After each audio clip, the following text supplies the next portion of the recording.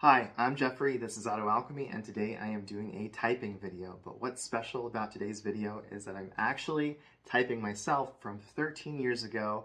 I recently found this video that was made back in 2011. A good friend of mine, for one of our classes, he had to make a documentary, and he chose to make a documentary about our friend group. We were about to graduate, so it was very sentimental, and it's basically about how our friend group came together during the undergrad experience, how we all bonded over music. That's some context for you.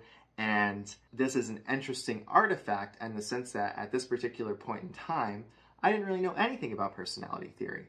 I basically had taken, some crappy online version of the MBTI once, maybe twice. I thought of myself as an INTJ, but even then, I didn't think very highly of the whole field of personality studies. In any case, I thought that this was a great opportunity to really see myself in a new light, go back to the old me, analyze that person, raise questions about whether my type has changed, has it not changed. The first question that I want to kind of think about as I'm watching this clip is what I'm kind of considering that dichotomy of observer versus decider. So in the objective personality system, the kind of fundamental issue is, where are you getting stuck? If you are an observer, meaning you lead with a sensory or intuitive function, then you're getting stuck on pathways and information. When it comes to pathways, I kind of think about this. I have this visual of being in a room, and the room has 100 doors, and there's a sense of excitement that I could go through any of these doors, and I have all the time in the world. Eventually, I'll get around to that door. I'm not going in that door yet. I'm over here, but I love having the different pathways. I love having the options. Then, thinking about deciders, deciders are more likely to get stuck on questions of judgment. They're thinking about people. This person said that, this person said that, they're judging me for that. It's not really fair that they do this. There's sort of that freaking out about a sense of hierarchy and placement relative to other people. So hopefully that's a rough and ready distinction that you can latch onto. Let's jump into the clip. In this clip, my friend has just asked me, why did you even decide to come to this college? He's asking me why I went down this particular pathway. Which way is it going to go? Well, when I was in high school, I didn't really think much about college. I was sort of living day to day, not really concerned about my future at all. And you, one of my closest friends, had an older brother who's going to Berea, so I thought this opportunity seems kind of cheap. If I don't actually enjoy myself there, then I won't have wasted much time. I probably will at least have good experiences, so it seemed worth investing my time. Okay, so I was talking about how in high school I didn't really have a vision for my future. I'm kind of interpreting that as not really knowing what pathway I wanted to walk down. I'm actually a first-generation college graduate, and so I never really had a blueprint for what that meant, what that looked like. But what I can tell you is that for high school me, going to college represented closing a lot of those doors. So suddenly, you're picking a major, you're picking a career path, all of these possibilities that are so enticing, they're no longer available to you. And so there was something kind of scary about going to college, and I didn't really give a lot of thought to going to college. Being a double decider here, the people in my story are kind of low resolution. I kind of point out the person interviewing me, and like, you, one of my good friends, your brother, but the people, there's not a lot of texture to the people in the story so far. The people are there to make you aware of options. So my friend's brother made me aware of Berea College. Shout out to Berea College. The whole thing with Berea College is that if you get in, you really don't have to pay tuition. And so, it seemed like a great choice. I said that I wouldn't have wasted much time. I could get in, decide if I liked it, leave if I wanted to, and no skin off my back. So wasting time, time is, the more time something takes, the more doors are closing. I said that it would be cheap. Like I said, tuition was free. There wasn't really, you had to pay for room and board, you had to pay for books, but that was it. Money also represents, doorways. So okay, I could do this quickly at low cost. I'm not really closing a lot of doors.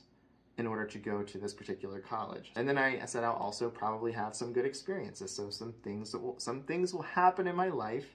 New doorways will open as a result of making this choice. So, that I'm really processing that. I'm really digesting that pathway talk, and then the people are low resolution. So to just toss myself in this place that I wasn't even sure I needed to be at, but a place that I thought I was only going to as a matter of routine, everybody goes to college. I think that frightened me a lot. So once I got there, I was pretty scared. Like, do I even need to be here? Is this the right pathway? Am I just doing what you're supposed to do, which is go to college and pick a career and narrow your life down to one singular path? And that was frightening for me. So I felt like I had made a mistake. One other thing that I wanted to say is that I'm even seeing a little bit of DI there. So it seems like I'm saying not only that I don't want to have my pathway narrowed down, but I don't want to do what everybody does. Everybody goes to college. I don't want to be like everybody. I see myself as, in some way, standing out from everybody or standing apart from everybody. I don't want to just walk the normal path. I want to have some kind of extraordinary DI kind of story. I hung out a few times in the past, but we weren't really that close. But we had always kind of joked about how all of our friends were going to be graduating, and then it would just be us, the lonely junior English majors who didn't have anyone else in the world. My friend was asking me about another friend. We didn't really know each other for a while, which is weird because it's a pretty small college. We were in the same program. We were both English majors, and we had some brief moments of bonding over, well, hey, all of our older friends are graduating, and, we're going to be the lonely English majors who don't really have any friends, so maybe we could, maybe we could figure something out. I guess to me, I'm seeing a little more DI there, maybe also some savior flex. I can't really distinguish those two things quite yet. Just the idea of making friends, finding connection, forging those bonds, that being a difficult thing. And so being a little hung up on that, like the lonely guy who can't really find connection. And I'm not really saying a lot about this friend. He's kind of just like a little detour along the way as I'm telling my story, which is a story about me and my life. Carrying on. Into music for a really long time. Growing up, my parents mostly listened to country music, or my dad kind of had a secret stash of 80s metal that my mom never really allowed him to play. That's a very EP kind of comment to make. That's hidden info, another pathway. If I found that secret stash, and every CD is like a portal to a new world, and it opens up, more and more doorways in life. And so that's interesting, just a commentary about the secret stash. Kind of had a secret stash of 80s metal that my mom never really allowed him to play, but I never got to listen to that, which is a shame. And mostly I was exposed to country music, so in middle school, about the time... I like how I said I wasn't really exposed to the metal music, which is a shame. Those were doorways that I didn't have access to, and who knows what they would have offered me. And I finally got a computer in the house. That's when I could take advantage of the internet, take advantage of things like LimeWire and Kazaa, and really just delve into this entire world of music that I had never experienced before. Growing up in the 90s, growing up kind of poor, didn't really have a computer. They were kind of cutting edge when I was a kid. Having them in your home was just something that was only starting to happen. And so it took me a while. It took me until I was in middle school before I had regular access to the internet. And once I did, and I found all of these different softwares that would allow you to download music. It was a different world at the time, by the way. I know some of the people watching this video are much younger than I am, and you really had to fight if you wanted to get music. I mean, it was a great time. There was something I loved about it, downloading all sorts of games, downloading all sorts of music. The point of the story is my options, my pathways suddenly exploded. Yeah, that's what the internet represented to me. It was like anything is possible now. You can open up, not a doorway, but you can open up a million windows. At first he decided that the audio in the previous section was kind of rough, so I'm just going to explain that I'm talking about how I got into music originally. I really liked Linkin Park.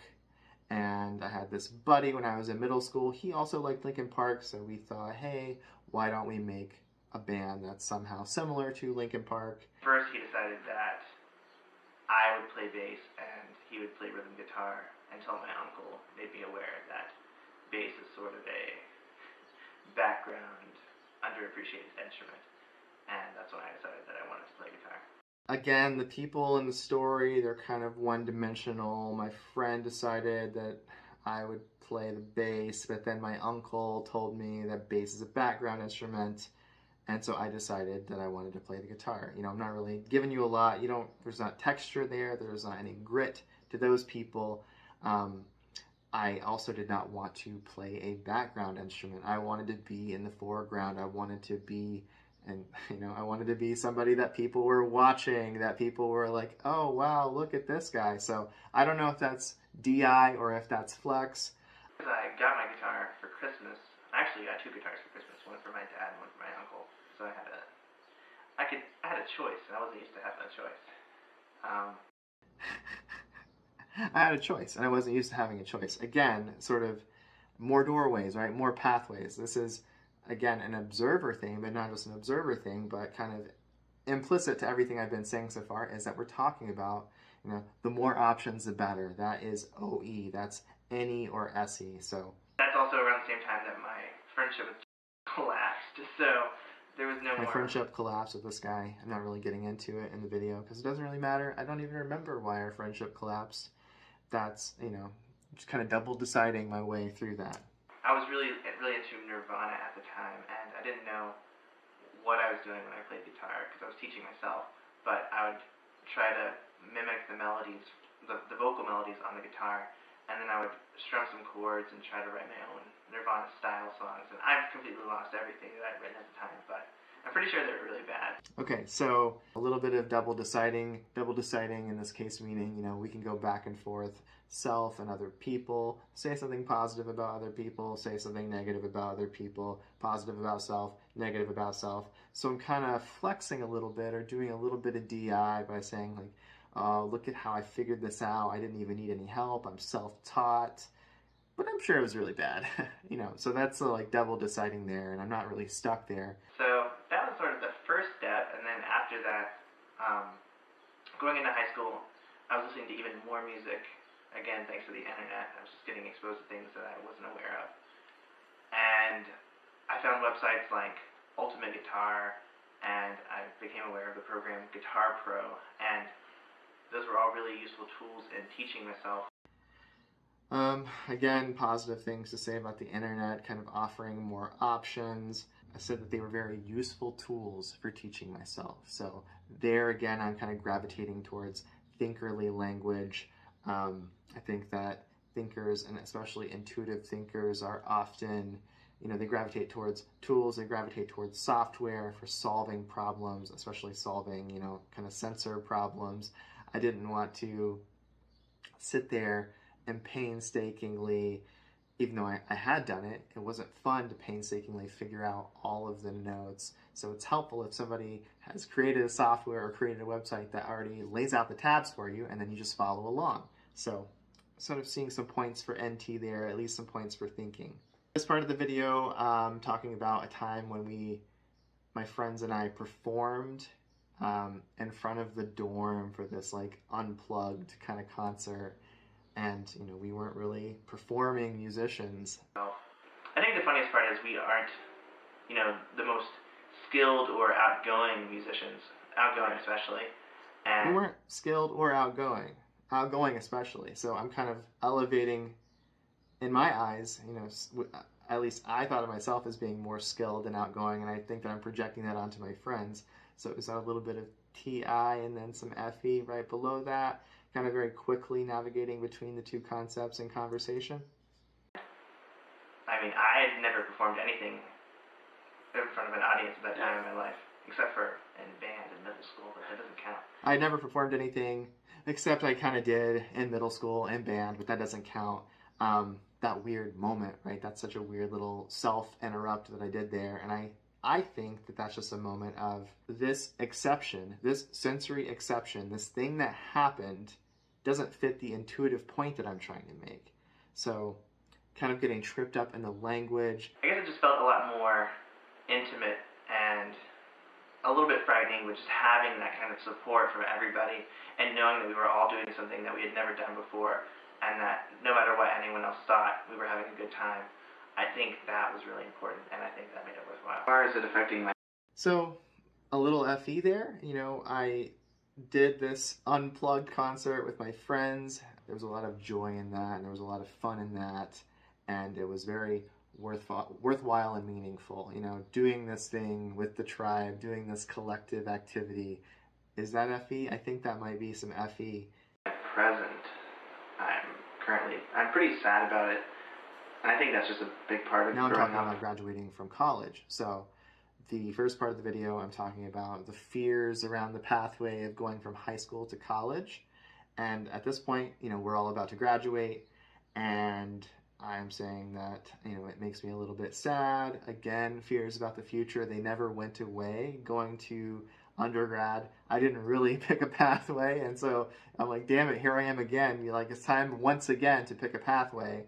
I think that I'm sort of sad about the uncertainty of what's going to happen with my life and my future, but at the same time, I kind of get upset with myself for focusing on that when I know that I should live in the present and focus on these friend groups. I want to relish and celebrate the community that's around me and kind of live in the moment with my friends, you know, live in the sensory with the FE around me instead of focusing so much and ruminating and thinking so much. Again, I really just saw the pathway conversation being dominant. I did see some points in there for TI. I saw some feeling in there. I saw a little bit of the intuition. And, you know, beyond that, I don't really have a huge sense for what I would say my animal stack is watching this. I think I feel kind of introverted. Watching myself, I feel like I don't come across as being particularly processed, and that I'm kind of like figuring things out as I go, and so that makes me want to say save your play. I'd probably, from this clip alone, I'd probably say that I was double feminine, NETI, consume, play, sleep, blast. I think I happen to be pretty critical when it comes to my ability to communicate. I always hold myself to a really high standard, and I never think that I'm blasting well enough or communicating particularly clearly, and so probably just projecting that same standard onto this video. So anyway, looks like my personality type did not really change. I have become more confident. I do feel like I have more of a direction, more of a pathway in life, and I think that those things are certainly reflected in how I present myself now versus how I presented myself then. I'm curious about what you guys have seen in this particular clip. Is there anything that you would analyze differently? How do you think I've changed?